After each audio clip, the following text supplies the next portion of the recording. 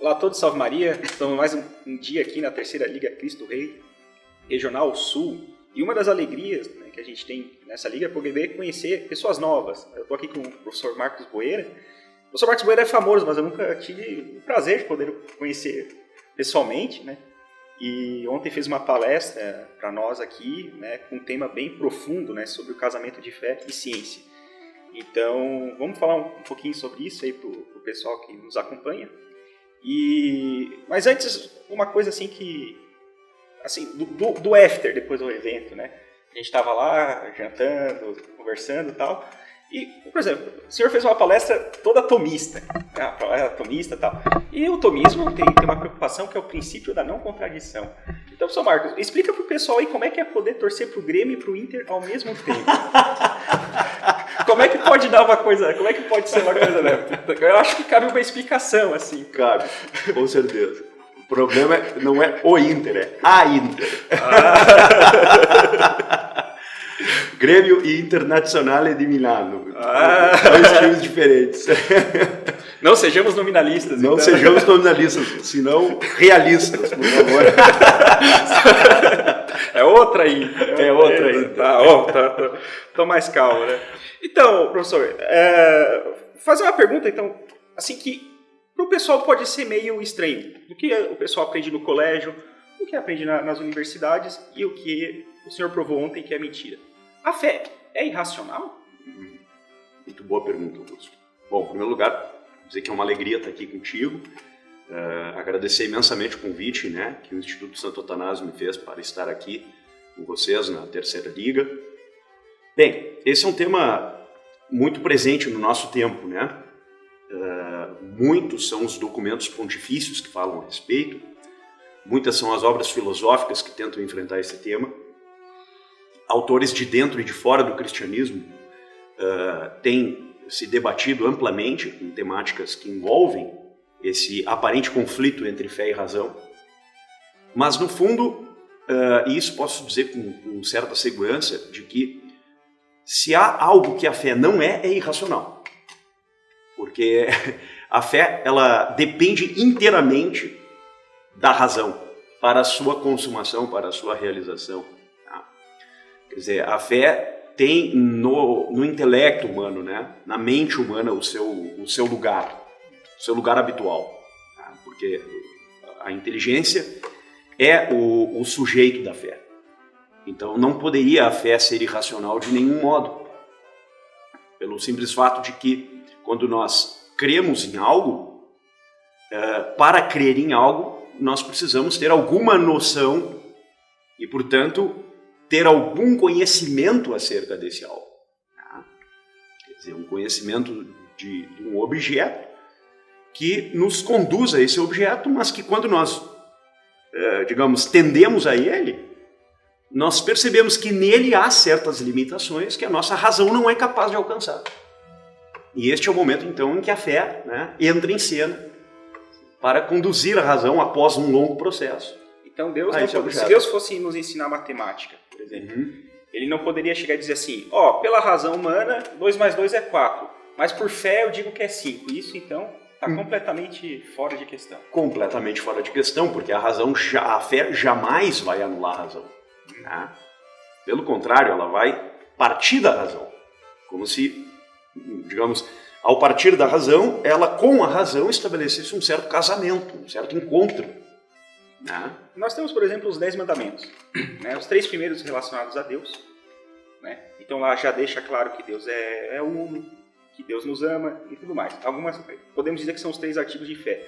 Porém, os outros artigos do Decálogo, a gente consegue chegar aqui. A gente tem que honrar o pai e mãe, que a gente não pode matar, que a gente não pode furtar. Todos os artigos do Decálogo parece que é de razão natural. Por que Deus nos ensinou esses mandamentos? Se a gente conseguisse, se a gente é capaz de chegar pela razão natural a essas conclusões de que o certo é honrar o pai e mãe e tal, por que Deus foi lá e nos ensinou novamente? Isso é de fé ou é de razão natural? É um opô? Bom, porque não há uma contradição, tá, entre fé e razão, mas muito antes, pelo contrário, existe um encontro. A razão, de algum modo, é também ela um instrumento importante para a confirmação da fé. Tá? Ou seja, as verdades sobrenaturais, elas são alcançadas pela razão, mas sob um certo aspecto. Pois bem, isso significa que aquilo que para nós é evidente, como são, por exemplo, os primeiros princípios, o princípio de não contradição, ou os próprios bens humanos, tá? Por exemplo, o conhecimento é um bem humano evidente por si mesmo, tá? E outros tantos bens humanos que nós poderíamos aqui estabelecer ao modo de lista. Mas, de qualquer maneira, isso não prejudica um ato de confirmação a partir do qual esses bens humanos, eles recebem uma confirmação da autoridade divina. E, portanto, eles são matéria de lei natural, mas também são matéria de lei divina. Ou seja, o que é objeto próprio da lex divina, tá, e objeto próprio da lei natural não se excluem mutuamente, mas muito antes pelo contrário. Tá? O que se supõe dizer que, de alguma maneira, a lei natural, mas também a lei divina e a lei humana, elas estão condicionadas à lei eterna, né? Quer dizer, a lei eterna, veja, na lei natural, o que é a lei eterna? A lei eterna é uma participação. Né? Ela é participada na criatura racional, ao modo de lei natural. Na lei divina, você tem um outro modo de expressão. Essa expressão não se dá, digamos, como uma inscrição na mente, né? Aliás, São Isidoro de Sevilha nos diz que um dos significados da palavra lei é justamente esse, o ato de ler, né, na inteligência aquilo que já está inscrito, um enunciado que está inscrito. Então, o que a lei divina faz? Ela mantém essa inscrição, só que ela o faz também ao modo expressivo, ao modo de deuteros nomos, de segunda lei. Então ela expressa isso ao modo de decálogo.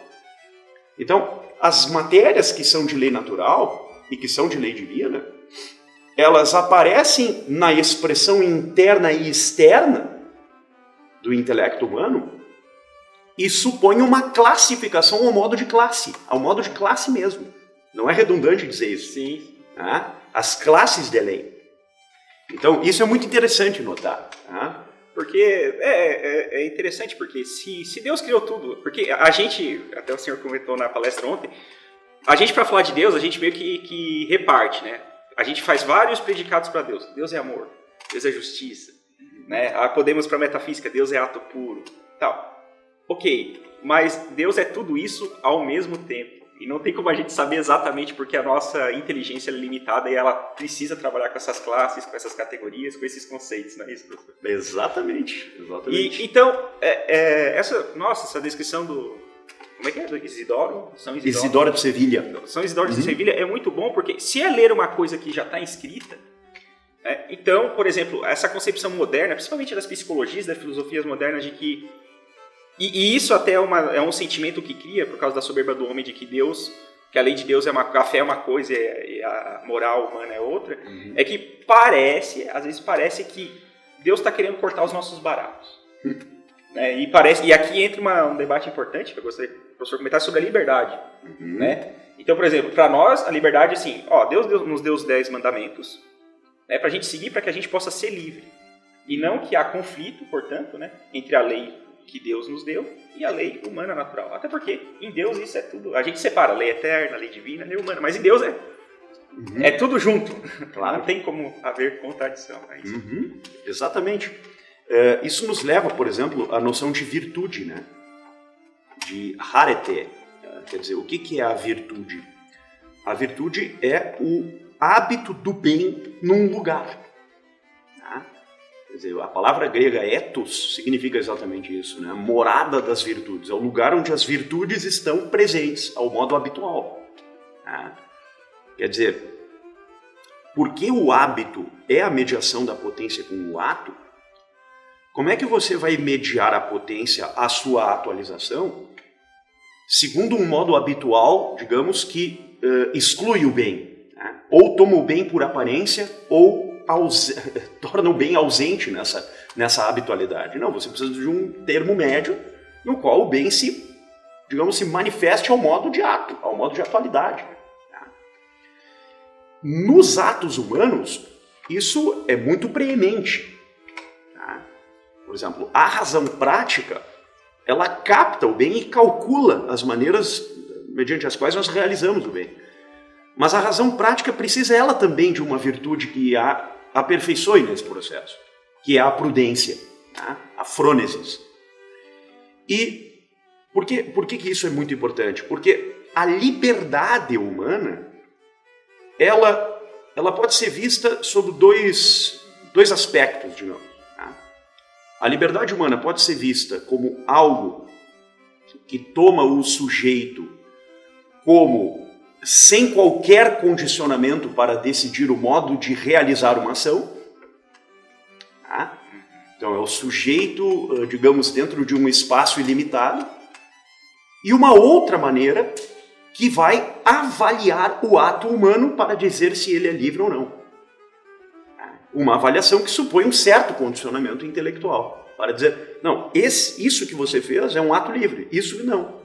Eu lembro que quando eu estava no início dos meus estudos, professor, eu estava estudando essa questão da liberdade. Né? Na minha própria conversão, eu consegui entender que fé e razão, elas se comunicam, foi muito importante e tal.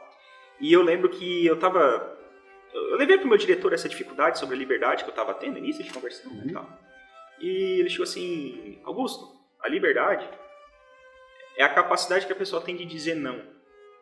Porque quando você faz o bem, você pode escolher às vezes não fazer o bem. Okay? Agora, quando você é viciado, quando você não é livre, você é escravo de um mau hábito que se torna vício, você não consegue dizer não. Então o alcoólatra vai no bar, ele recebeu o salário, o cara é alcoólatra, recebeu o salário. Eu não preciso ser um gênio da lâmpada para dizer ele vai pro bar. Por quê? Porque ele tem um vício. Então ele não é livre, o comportamento dele é completamente, facilmente previsível. Claro. Quer dizer, ele tá, de certa maneira, ele está condicionado àquele modus habitual que o afasta, na verdade, de si mesmo. Exatamente. Porque o que a liberdade faz? Né? Isso está presente também em muitos filósofos modernos. Né? A ideia da autodeterminação. A liberdade me leva à autodeterminação. Né? Mas, e aqui que é o fator importante que, digamos assim, reclama uma atenção, né? Uma reflexão em torno da liberdade supõe um juízo reflexivo que me diga, esse meu ato é livre. Por quê? Porque ele está ancorado naquilo que é mais perfeito e não naquilo que é menos perfeito. Ele está ancorado no que é infinito e não no que é finito. Tá? E tudo aquilo que é realizado no tempo e na história supõe um grau de finitude, mas esse grau de finitude expressa o que é infinito por definição, que é o bem. Tá? O Cornélio Fabro, num livro muito importante chamado Riflessioni sulla Libertà. Tá? O Cornélio Fabro nos fala muito sobre esse aspecto do bem humano que é manifesto no ato, tá? E o senso de autodeterminação que esse juízo reflexivo nos dá. Quando eu digo, não, eu quero realizar o bem e evitar o mal. Às vezes eu não consigo fazer isso, porque às vezes eu faço o mal que não quero. E não faço o bem que quero. São Paulo já sabia disso. São Paulo falava isso, exatamente. Né? Mas ainda que isso seja algo corrente na nossa vida, a liberdade ela aparece, por vezes, mais próxima do ato, quando nós realizamos e autodeterminamos, às vezes mais próxima do juízo, quando nós dizemos para nós mesmos, esse não é o melhor caminho. O que eu estou fazendo não é o bem. Tá? Então a liberdade fica transitando entre o juízo e o ato humano, né? E às vezes a gente até faz atos reflexivos, né? E fica difícil, tipo, mas daí a gente para pra pensar e tipo, nossa, que besteira eu fiz. Que bom que tem a confissão, né? Daí, o que já mostra, né? Só nesse exemplo, né? Pô, eu fiz besteira aqui, que eu faço? Não, tem a confissão. Claro. Então, fé e razão, ou seja, eu uso a minha razão para perceber. Né? Humanamente eu consigo perceber, não, esse meu ato é ruim. Ok, porque ofender o outro também, mas sempre quando eu ofendo o outro, de certa forma eu também estou ofendendo a Deus. Então são duas dimensões diferentes de uma mesma realidade. A fé parece que faz a gente ampliar a visão, né? Porque a gente chega assim, não, Deus não só existe, como Deus ama todo mundo, e se você prejudica o irmão, você está prejudicando o irmão e por causa disso o próprio Deus, que ama esse irmão. Então, exatamente. O pessoal, os naturalistas, digamos, os humanistas, eles só conseguem ver até um certo ponto. Esse ponto mais importante que é de Deus, eles não conseguem ver, porque precisa da luz sobrenatural. Claro, exato, porque, veja, toda filosofia reivindica, né, digamos assim, uma certa estatura. Quer dizer, nós somos os portadores da verdade, mais ou menos assim, né? Sim, cada filosofia reivindica essa questão. Né? E mesmo numa postura radicalmente relativista, essa postura reaparece, porque o relativismo vai dizer, não, eu sou o portador da verdade, eu estou dizendo que tudo é relativo. Né? Vai torcer pro Inter e pro Grêmio ao mesmo tempo. Isso. Não pode. Exato. Né? Claro, tem essas charadas clássicas do tipo, sim, inclusive o que você está falando é relativo. Né? Aquelas coisas que normalmente aparecem. Mesmo entre filósofos relativistas há esse tipo de brincadeira. Né? Mas, independentemente disso, o que de fato vai contar, né? O que vai ser assim, decisivo ao final das contas, é essa filosofia que eu abracei, o que ela é capaz de fazer na minha vida. E qual é o ideal, o topos de ser humano que eu pretendo ser com essa filosofia. Este é o grande ponto. Tá? Isso não é só um atributo proposicional, um atributo do pensamento. É um atributo da ação e um atributo da produção humana. Porque todo o teu âmbito de existência está condicionado a isso. Desde as suas potências anímicas mais baixas até as potências mais altas. Né? E nesse sentido, professor, até para encerrar assim, tomar cuidado então para escolher a filosofia e tal, o tomismo. O senhor vê que o tomismo vem crescendo? Como é que o senhor vê assim? Acha que pode crescer mais? Acha que... Eu acho assim, o estudo de Tomás de Aquino nunca desapareceu da história. Ele permanece vivo. E há grandes estudiosos de Santo Tomás hoje no mundo, e até no Brasil temos grandes professores e estudiosos do pensamento de Tomás de Aquino, sem dúvida. Tá? Existe uma leitura de Santo Tomás, que é uma leitura teológica, existe uma leitura de Santo Tomás, que é uma leitura filosófica, existe uma leitura de Santo Tomás, que é de alguém que, de fora do cristianismo, lê Santo Tomás, e existe uma leitura de Santo Tomás que é fragmentada, do tipo, eu sou um estudante de filosofia ou de qualquer outra área do saber, quero estudar um tema e vou estudar este tema e Santo Tomás é mais um que falou acerca desse tema. Pois bem, são diferentes maneiras de estudar o pensamento de Tomás de Aquino. Os teólogos e os filósofos de dentro do cristianismo costumam estudar o São Tomás de Aquino. E estudá-lo a partir de uma certa, digamos, divisão dos saberes, né? Uma divisão das artes e das ciências, sejam elas dialéticas ou demonstrativas, como uma etapa condicional para o estudo da parte mais alta, né? A metafísica e a teologia. Então, esse itinerário dentro da tradição cristã, de algum modo, ele sempre permaneceu vivo, com diferenças aqui e acolá, no Renascimento e outras. Por quê? Porque o próprio São Tomás partiu de um lugar. Tá? E esse lugar tem muitas fontes. Tá? Tem o mundo grego, especialmente Aristóteles, o mundo árabe, tá? Principalmente com Avicena, mas também com outros grandes pensadores, como Al-Farabi, etc. O modo como os árabes foram recebidos no Ocidente, tá? Com os membros da Escola de Toledo do século XII, né, que receberam e traduziram boa parte desses autores árabes para as línguas nossas, né, as línguas ocidentais, especialmente o latim, e depois, mais tarde, as línguas vernáculas, e também, obviamente, a tradição interna do cristianismo, a patrística e os rudimentos da escolástica. Né. Então, o estudo de Tomás vai exigir um aporte, né, que não está só em Aristóteles, em Alberto Magno e nos convivas, né, de Santo Tomás. Não, está também na tradição árabe, está e também no recebimento daquilo que era possível receber da tradição, digamos, judaica. Né? Pois bem, tudo isso é muito importante para o estudo de Tomás. Né? E há excelentes estudos nesse sentido, dentro da universidade e fora dela, em institutos ao redor do mundo, em ambientes acadêmicos também, onde a excelência é perseguida. Pois bem, o que eu vejo com isso? Eu vejo que sempre Tomás, como todo grande pensador universal, é sempre um convite para todo aquele que quer estudar seriamente os temas da filosofia. Tá?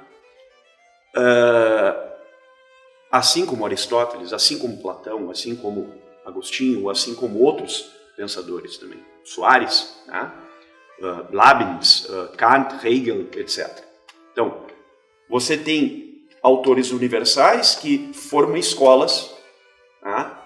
Tomás, que forma uma escola dentro do cristianismo e, interessante, forma uma escola fora do cristianismo. Pensadores, pesquisadores, filósofos e juristas que estudam o pensamento de Tomás desde fora do cristianismo. O que é muito peculiar, né? É a busca do homem pela verdade. Exato. Às vezes ele só está perdido e ali encontrou um farol, ali encontrou outro. Exatamente. Mas tudo leva a Cristo, né? No fim, sim. E se ele tiver um coração humilde, ele chega, opa, leva a Cristo, vou me converter. Então a fé não pode negar a razão. Claro, pelo contrário. Professor, muito obrigado por essa conversa. Obrigado por ter vindo. Valeu. Obrigado, pessoal aí que acompanhou. Nos siga nas nossas redes sociais. Tem rede aí, professor? Tenho. @DaliguieriMB. É uma homenagem ao Dante Alighieri, grande Dante. Tá no Instagram. Outras redes eu não tenho, só essa mesmo. Então, se esse assunto aí conhece um amigo aí, estudioso de filosofia, mande para ele, compartilhe, curta as nossas redes e viva Cristo Rei!